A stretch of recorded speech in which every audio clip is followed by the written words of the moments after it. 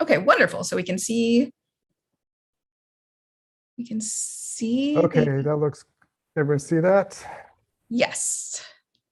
Very good. Great. Well, take it away then, Bryan. Okay, thank you. So as you've seen from the recent talks, that Gemini has always done a substantial amount of time domain astronomy due to its sort of dominant Q mode.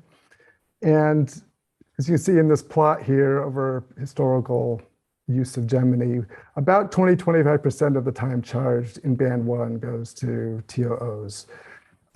So that leads to a max TOO rate of 1 or 2 a night, unless we have a kilonova where everyone wants to observe the same thing.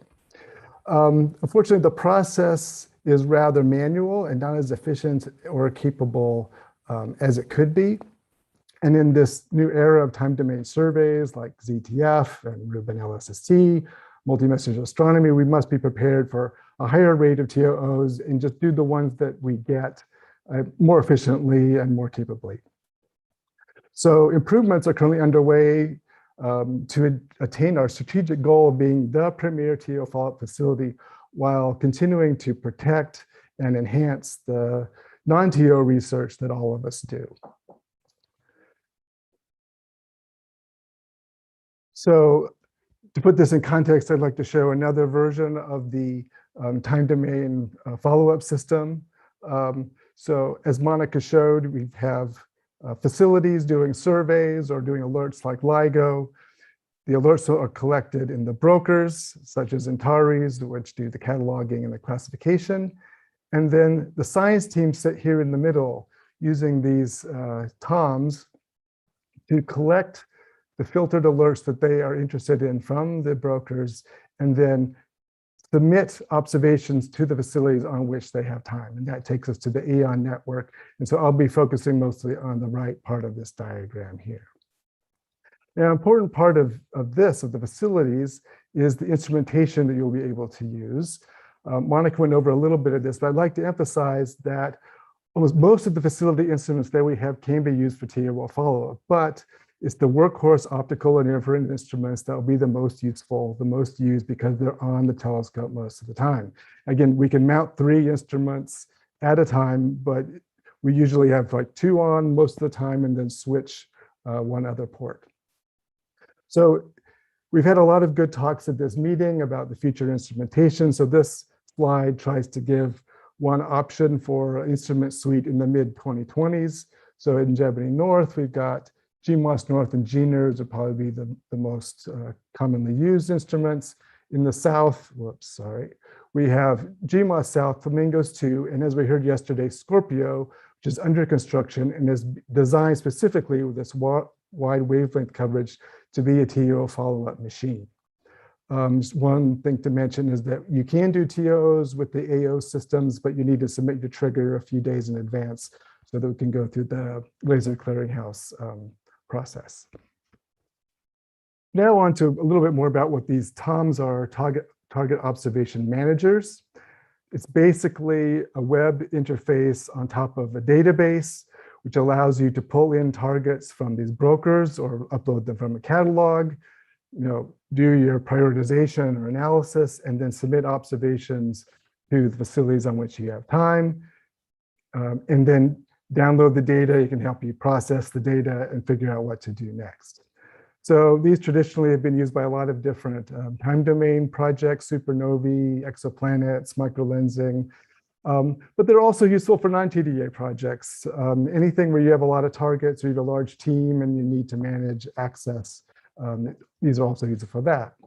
And fortunately, the Las Cumbres Observatory has developed this toolkit, the TOM toolkit, which makes it very easy to set these up. I showed in the workshop last night that you can put one of these together in under 15 minutes. So check out that if you want to learn a little more about how to do these. So once you've got the observations submitted to the facilities, we need to be able to observe them efficiently. And that is why NOIRLab and the Las Cumbres Observatory are collaborating on the AEON, which is the Astronomical Event Observatory Network. It's basically an effort to promote this little network of programmatically accessible, dynamically scheduled telescopes. And the main goals of this project are to develop the interfaces that are needed internally and externally, use SOAR as sort of a pathfinder, which uses the LCO scheduler to feed queue on dedicated sort of AEON nights, and that's working right now. We're encouraging data pipelining and archiving, incorporating Gemini, investigating TAC processes so that we can use this efficiently, and then be ready to incorporate other facilities like the Rubin in-kind contributions or the Blanco as when the time is appropriate. So as I mentioned, we're working on discussing TAC processes, especially between this AEON working group, which is helping to set this up, and the Gemini board, so we can make the best use of this system. The aim that we've had is to try to make it as easy as possible to apply for the multiple facilities and reduce multiple jeopardy, but we also need to meet participant requirements for proposal evaluations. So the concept that we've adopted is as follows. All Gemini proposals will go through the Gemini NTACs as they do now. But if you need to use facilities that are allocated by NOIRLab, such as Rubin in-kind or SOAR or Las Cumbres, you would submit a proposal to the NOIRLab CSDC TAC, which means that if you need to use the entire network, you will probably need to submit the same proposal basically in two avenues, to Gemini and to NOIRLab.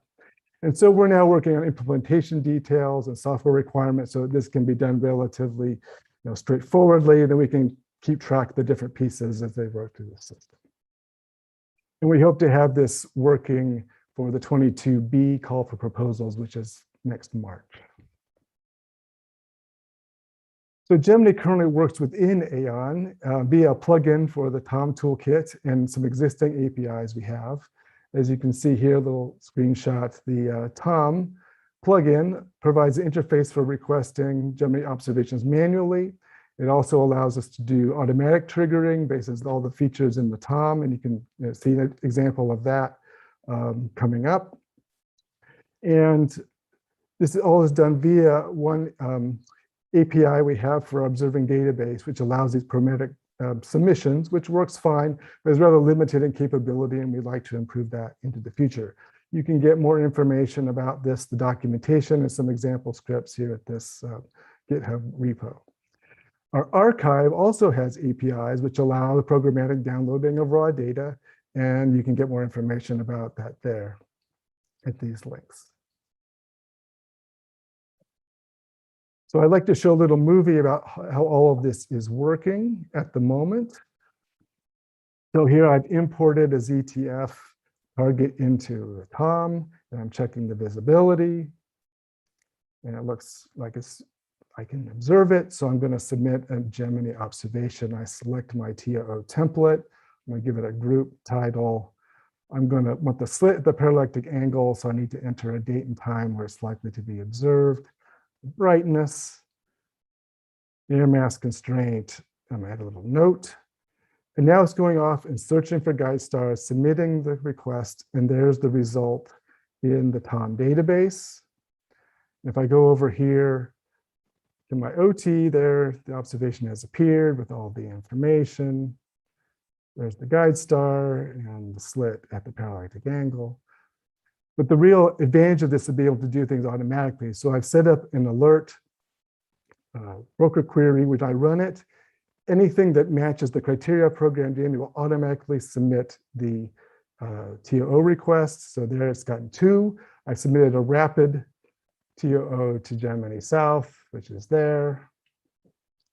And then if I switch my authentication so I can look at Gemini North, there's a standard trigger that got sent there without me having to do any extra button pushes. I just pressed run on the query.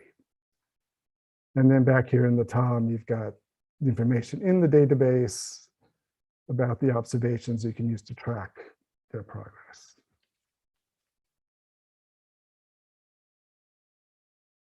But Gemini will support AEON even better via the Gemini Program Platform and Gemma projects, which are underway. So this GPP is the core of a new observatory control system, which is a high-level software. The main goal of this is to make the whole process easier for everybody. So it's going to replace the phase 1 tool and the observing tool and all the other high-level tools eventually. It's a set of web applications on top of APIs with an underlying database, which will allow both Gemini North and South observations in the same program between the interfaces plus the APIs. It's going to promote a lot of automation. It provides the constraints we're going to need for the scheduler, and it just makes the code more maintainable and expandable for the future. And you can get more information about that in the links down here. And I will post this talk after this so you can get at all those links. So GPP is now under construction, and it has advanced a long way since the last time I updated you about this at the last Gemini Science meeting. 3 years ago, I gave this sort of concept about having a phase 0 tool where you could enter your science requirements, your resolving power, the wavelength coverage you wanted, and the tool would give you the list of Gemini instruments and modes which met those requirements. And now, 2021, we actually have the first version of that working, as you can see here. Also in 2018, I gave this little sort of cartoon mock-up of showing that we want to move towards going on physical conditions on targets rather than the percentile bins that we'd be building around the ITCs. Now, this is actually it in working. Here we have physical conditions being entered on target. And the IC integration is ongoing as we speak. Another advantage is because we're building this up from scratch. We're able to include lots of undo and redo features that people have been asking for years and years. So we anticipate community testing to start on this early next year. We hope to organize a testing group or advisory committee by the end of this year and do demonstrations with people at the January AAS. Thanks, I see the stars.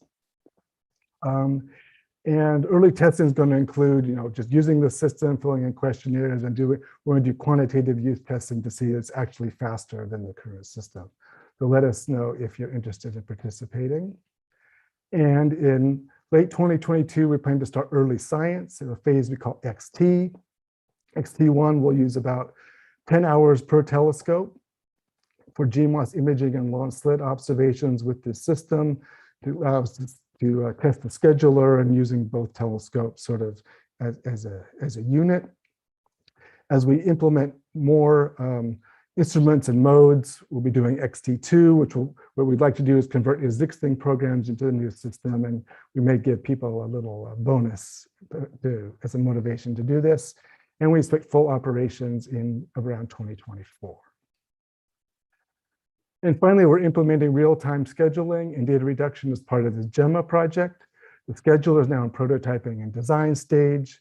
And the idea is that it will update the plans in real time as weather changes, TOOs come in. It'll schedule both telescopes together. And here's a result of our prototype scheduler where it does that.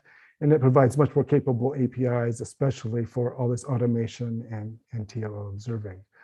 Real-time data reduction is in the works as well. You saw the update from Kathleen yesterday on the Dragons pipeline, and there's the workshop this afternoon or later today.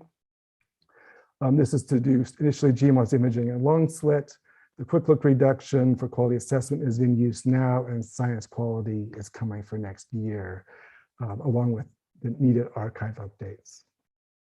So in summary, we're aiming to be the premier 8-meter class member of a follow-up network consisting of the brokers, the TOMs, dynamic scheduling, a range of telescope apertures, and real-time data reduction. We're constructing this new observing system, support follow-up, and make Gemini easier for everybody. And community involvement will be vital to make this really work for everybody. So please participate. Thank you very much.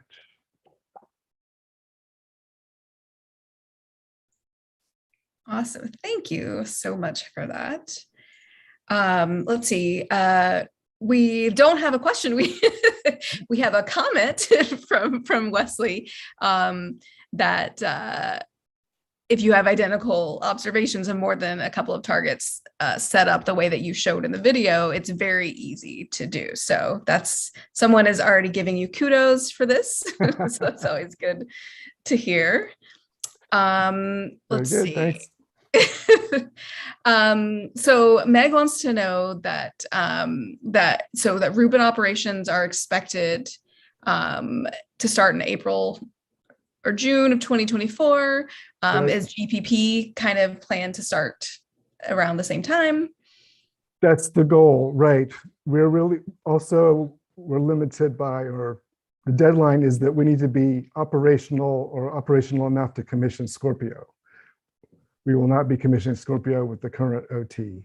So we're driven by that. And of course, the goal is to have all of these improvements for TOO ready by the time that the Rubin alert stream really starts up. So fantastic. As someone who is on the Gemini side of the TOO OTs, it will be nice to have things very automatic. yes. Let's see. There are no other questions. So I do have sort of a procedural question, I guess. So it does look like it's quite easy to trigger on a target through the new setup. What happens if you have multiple teams, different teams, triggering on the same object through sort of the same pipeline? Is there a way to fairly distribute those, or is the data going to be put into sort of a central location? Right. We will continue to follow the policy for competitive TOOs that we have now that came out of our experience with the Kilonova follow-up in 2017. So check the web page, and I got a link to that in the workshop talk from yesterday on that too. It's basically, we've set down, the way we're going to make those decisions in terms of, queue programs over DD and it's sort of first come, first serve. But if multiple groups trigger observations that use the same instrument and mode, like GMOS with the B600 grading, if we have like 3 teams wanting that same data, we reserve the right to share that data with everybody. But we don't want to get caught up with a lot of negotiation beforehand. We just want to get the data and then we'll sort out who gets it later. In GPP, we'll probably try, in the scheduler, we'll try to codify all those policies. So we'll have to keep track of who comes in and put all that into algorithms and try to, so it'll be sorted out fairly.